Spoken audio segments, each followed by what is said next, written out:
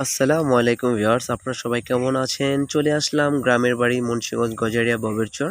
নিজ গ্রামের রাস্তায় বাইর হলাম বিকেলবেলা মেয়েদেরকে নিয়ে একটু।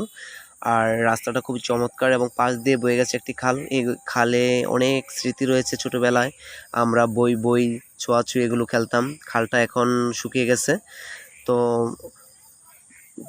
খালটা খনন করা হওয়ার পরেও এখনও খালে পানি নাই।